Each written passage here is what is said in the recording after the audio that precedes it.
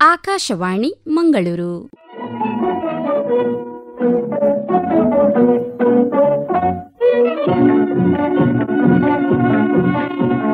ದಾರಿದೀಪ. ಪ್ರಿಯ ಕೇಳುಗರಿಗೆ ವಂದನೆಗಳು ಹಾಗೂ ಇಂದಿನ ಯುವವಾಣಿ ದಾರಿದೀಪ ಕಾರ್ಯಕ್ರಮಕ್ಕೆ ಆತ್ಮೀಯ ಸ್ವಾಗತ.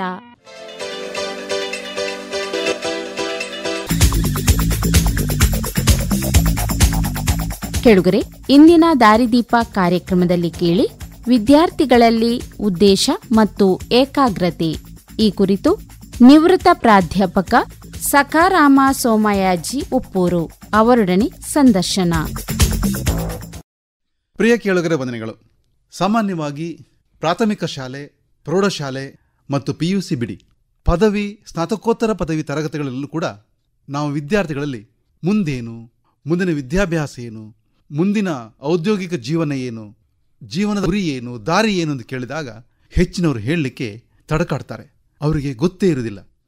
ಜೀವನದ ಉದ್ದೇಶ ಏನು ಎಂಬ ಮಹತ್ತಾದ ಆಧ್ಯಾತ್ಮಿಕ ಪ್ರಶ್ನೆ ಬೇಡ, ಹೊಟ್ಟೆಪಾಡಿನ ದಾರಿ ಏನು, ಶಾಲೆಗೆ ಬರ್ತಿರೋ ಉದ್ದೇಶ ಏನು, ಈ ಒಂದು ಪದವಿ ಮಾಡ್ತಾ ಇದ್ದೀರಿ, ಕೋರ್ಸ್ ಮಾಡ್ತಾ ಇದ್ದೀರಿ, ಉದ್ದೇಶ ಏನು ಅಂತ ಕೇಳಿದಾಗ 100ಕ್ಕೆ 80 ಜನ ಮಕ್ಕಳು ಸೋಲ್ತಾರೆ. ಗೊತ್ತಿಲ್ಲ, ಉದ್ದೇಶ ಏನು ಗೊತ್ತಿಲ್ಲ, ಪರ್ಪಸ್ ಗೊತ್ತಿಲ್ಲವೋ, ಪರ್ಪಸ್ ಇಲ್ಲವೋ ನಮ್ಗೆ ಗೊತ್ತಾಗೋದಿಲ್ಲ. ಎಲ್ಲೋ 5% 10 ಮಕ್ಕಳಿಗೆ SLC ಹೊತ್ತಿಗೆ ನಾನು ಮುಂದೇನೆ ಆಗಬೇಕು ಅನ್ನೋ ಒಂದು ಸ್ಪಷ್ಟ ನಿಲುವಿರ್ತದೆ, ಒಂದು ಪರ್ಪಸ್ ಇರ್ತದೆ. ಇದು ಯಾಕೆ ಹೀಗೆ? ಒಂದು ಉದ್ದೇಶ, ಗುರಿ ಇಲ್ಲದೆ ನಾವು ನಮ್ಮ ಮುಂದಿನ ಈ ಪೀಳಿಗೆ ಹೇಗೆ ಮುಂದೆ ಹೋಗ್ತಾ ಇದೆ? ಇದು ನಮ್ಮ ಶಿಕ್ಷಣ ವ್ಯವಸ್ಥೆಯ ದೋಷವೇ ಅಥವಾ ಪಾಲಕರ ದೋಷವೇ? ಏನಿದು? ಇದರ ಬಗ್ಗೆ ಸ್ವಲ್ಪ ಆಳವಾಗಿ, ಕೂಲಂಕಷವಾಗಿ ತಿಳ್ಕೊಳ್ಳೋಣ. ತುಂಬ ಆಸಕ್ತಿದಾಯಕ ವಿಷಯ ಅಂತ ಹೇಳಿದ್ರೆ, ಇಂದು ನಮ್ಮ ಅತಿಥಿಯಾದವರು ಪ್ರಾಧ್ಯಾಪಕರಾಗಿದ್ದವರು ಮತ್ತು ದೇಶದ ಹಲವಾರು ಪ್ರತಿಷ್ಠಿತ ಉದ್ಯೋಗಿಗಳಿಗೆ ವೃತ್ತಿ ಮಾರ್ಗದರ್ಶನ ನೀಡಿದವರು.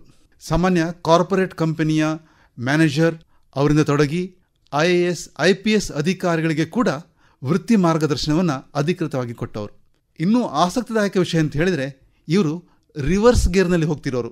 ಈಗ ಅವರು ಅವೆಲ್ಲವನ್ನು ಬಿಟ್ಟು, ದೆಹಲಿಯನ್ನು ಬಿಟ್ಟು, ತಮ್ಮ ಈ 30 ವರ್ಷಗಳ ಉದ್ಯೋಗದಲ್ಲಿ ಗಳಿಸಿ ಉಳಿಸಿದ್ದನ್ನು ಸಾರ್ವಜನಿಕರಿಗೆ ದಾನ ಮಾಡಿ ಈಗ ಬ್ರಹ್ಮಾವರ ತಾಲೂಕಿನ ಹೊಸಕಟ್ಟೆ ಎಂಬ ಹಳ್ಳಿಯಲ್ಲಿ ವಾಸಿಸ್ತಾ ಇದ್ದಾರೆ. ಅವರದನ್ನು ಹಾಗೆ ಹೇಳುವುದಿಲ್ಲ, ವಾನಪ್ರಸ್ಥ ಸನ್ಯಾಸ ಅಂತ ಹೇಳ್ತಾ ಇಲ್ಲ, ಆದರೆ ತುಂಬ ಆದರ್ಶಮಯವಾಗಿ ಎಲ್ಲವನ್ನ ಆ ಹಳ್ಳಿಗೆ ಅರ್ಪಿಸಿ ಹಳ್ಳಿಯ 2 ಶಾಲೆಗಳಲ್ಲಿ ಅತ್ಯಂತ ಹಿಂದುಳಿದ ಮಕ್ಕಳಿಗೆ, ಪ್ರಾಥಮಿಕ ಶಾಲಾ ಮಕ್ಕಳಿಗೆ ವಿದ್ಯಾಭ್ಯಾಸವನ್ನು ಕೊಡ್ತಾ ಇದ್ದಾರೆ. ಅವರು ಈಗ ನಮ್ಮ ವಿದ್ಯಾರ್ಥಿಗಳಲ್ಲಿ ಈ ಪರ್ಪಸ್ನ ಕೊರತೆ, ಉದ್ದೇಶ, ಗುರಿಯ ಕೊರತೆ ಬಗ್ಗೆ ನಮಗೆ ಕೆಲವು ಮಾತುಗಳನ್ನು ಹೇಳ್ತಾರೆ. ಸರ್ ನಮಸ್ಕಾರ. ನಮಸ್ಕಾರ. ತುಂಬ ಸಂತೋಷ ನಮ್ಮ ಈ ದಾರಿದೀಪ ಕಾರ್ಯಕ್ರಮಕ್ಕೆ ತಾವು ಬಂದದ್ದು. ನನಗೂ ಕೂಡ ತುಂಬ ಸಂತೋಷ. ಸರ್, ಈ ಪರ್ಪಸ್ ಏನು? ನಮಗೆ ಪರ್ಪಸ್ ಇಲ್ವಾ? ವಿದ್ಯಾರ್ಥಿಗಳ ಇಂದಿನ ಪರಿಸ್ಥಿತಿ ಏನು? ಮುಖ್ಯವಾಗಿ ಹೇಳಬೇಕಂತ ಹೇಳಿದರೆ, ನಮ್ಮಲ್ಲಿ ಇವತ್ತು ಒಂದು ರೀತಿಯಲ್ಲಿ ನೀವು ಹೇಳಿದ ಹಾಗೆ ಏನು, ಎಂತ, ಎತ್ತ ಹೋಗಬೇಕು, ಯಾವ ದಾರಿ, ಯಾವುದೇ ಒಂದು ಕ್ಲಾರಿಟಿ ಅಥವಾ ಅವರಿಗೊಂದು ನಿರ್ಧಾರ, ನಿಶ್ಚಯ ಇರೋದಿಲ್ಲ. ಸಣ್ಣ ಮಕ್ಕಳಿಗಂತೂ ಬಿಡಿ, ಹೇಗೂ ಇಲ್ಲ.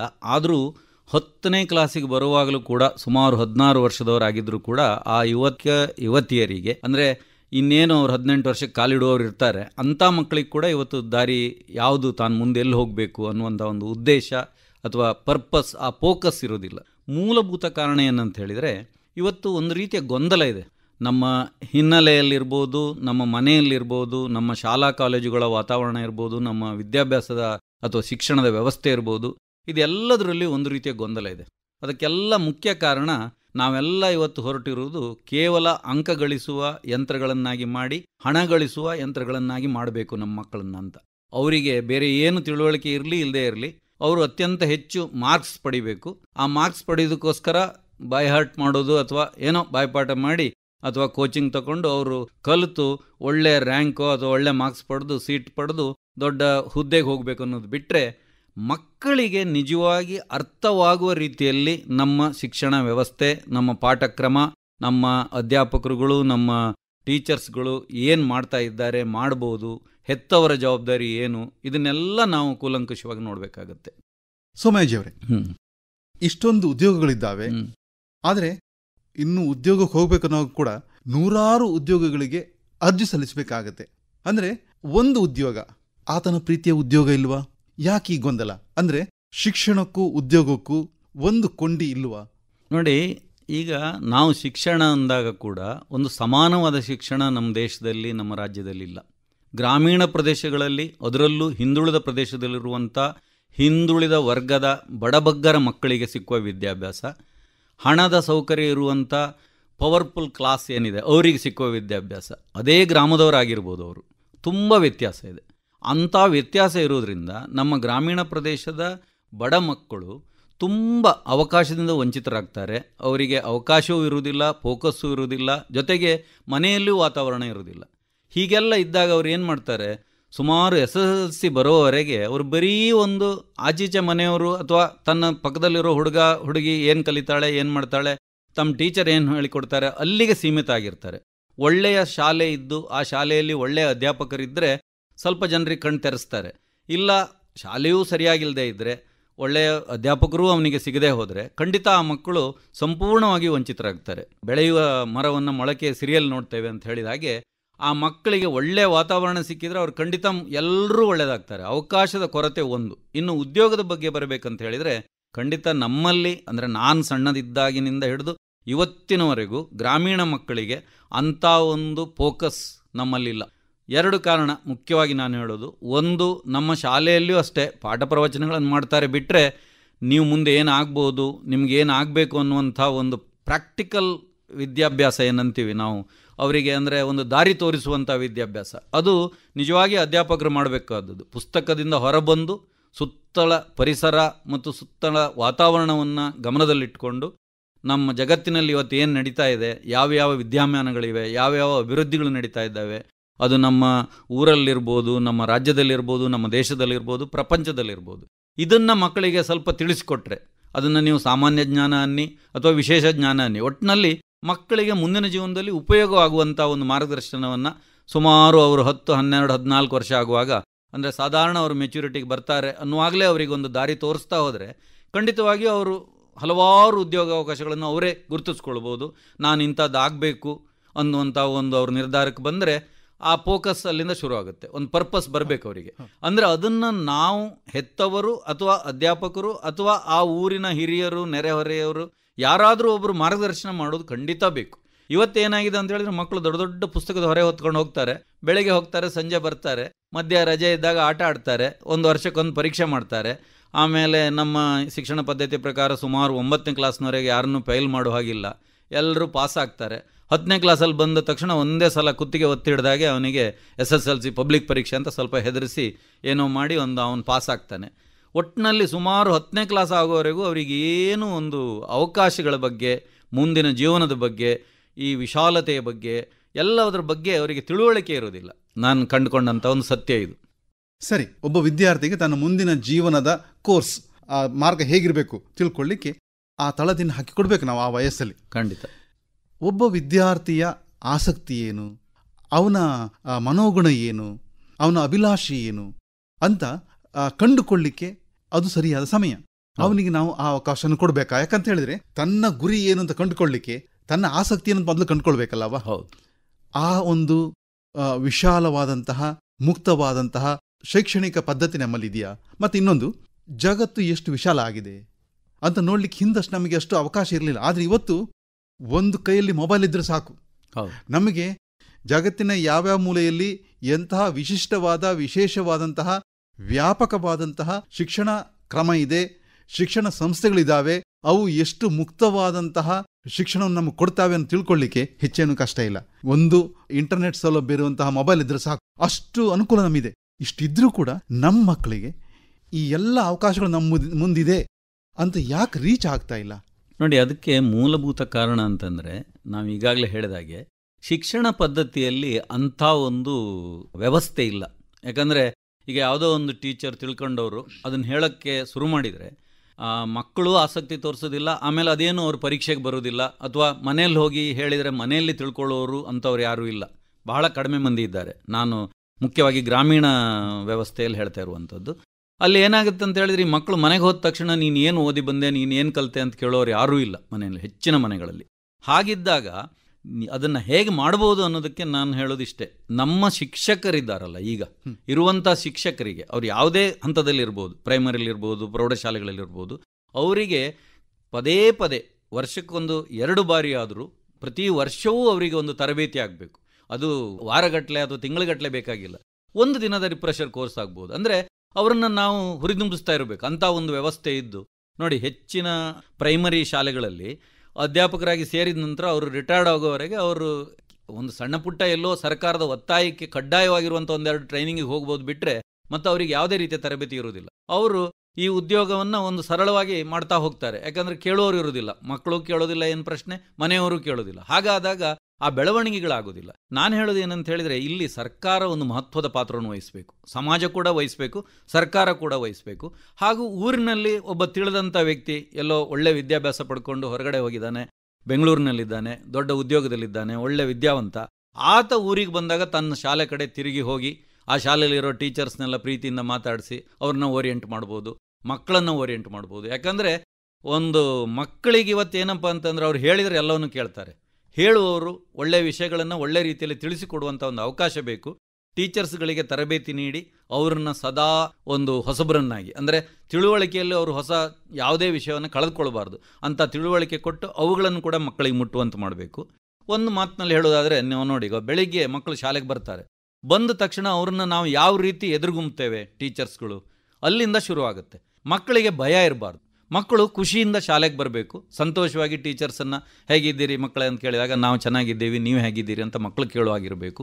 ಇಂಥ ವಾತಾವರಣ ಸೃಷ್ಟಿ ಮಾಡಿ ಮಕ್ಕಳ ಕಷ್ಟ ಸುಖವನ್ನು ಕೇಳಿಕೊಂಡು ಇವತ್ತೇನು ತಿಂಡಿ ತಿಂದಿಲ್ವಾ ಇಲ್ಲಿವರೆಗೂ ನಾವು ಅವ್ರನ್ನ ವಿಚಾರಿಸ್ಕೊಂಡು ಆಮೇಲೆ ಅವನ ಆಸಕ್ತಿ ಏನು ಅನ್ನೋದನ್ನು ನಾವು ಕಂಡುಕೋಬೇಕು. ಯಾಕಂದರೆ ಶಾಲೆಯಲ್ಲಿ ವಿವಿಧ ವಾತಾವರಣನ ನಾವು ಸೃಷ್ಟಿ ಮಾಡಿದರೆ, ಅದು ಶಾಲೆಯ ವಾರ್ಷಿಕೋತ್ಸವ ಇರ್ಬೋದು, ಯಕ್ಷಗಾನ ಚಟುವಟಿಕೆಗಳಿರ್ಬೋದು, ನೃತ್ಯ ಇರ್ಬೋದು, ಸಂಗೀತ ಇರ್ಬೋದು, ಭಾಷಣ ಕಲೆ ಇರ್ಬೋದು, ಪ್ರಬಂಧ ಬರೆಯೋದಿರ್ಬೋದು, ಕವಿತೆ ಬರೆಯೋದಿರ್ಬೋದು, ವಾಲ್ ಮ್ಯಾಗಝೈನ್ ಮಾಡಿಬಿಟ್ಟು ಮಕ್ಕಳಿಗೆ ನೀ ಏನು ಬೇಕೋ ಮಾಡಪ್ಪ, ಚಿತ್ರ ಮಾಡು, ಬರಿ ಅಂತ. ಆವಾಗ ಅವರಿಗೊಂಥರ ಆಸಕ್ತಿ ಬರುತ್ತೆ. ನಿನ್ನ ತಂದೆ ಬಗ್ಗೆ ಮಾತಾಡು, ನಿಮ್ಮ ಹಸುವಿನ ಬಗ್ಗೆ ಹೇಳು, ನಿಮ್ಮ ಊರಿನ ಬಗ್ಗೆ ಹೇಳು, ನಿಮ್ಮ ಊರಲ್ಲಿರೋ ಹೊಳೆ ಬಗ್ಗೆ ಹೇಳು. ಈ ಥರ ಅವರಿಗೆ ಹೊಸ ಹೊಸ ಅವಕಾಶಗಳನ್ನು ನಾವು ಕಲ್ಪಿಸ್ತಾ ಹೋದರೆ ಆವಾಗ ಅವರಿಗೂ ಒಂಥರ ಅಭಿರುಚಿ ಬರುತ್ತೆ.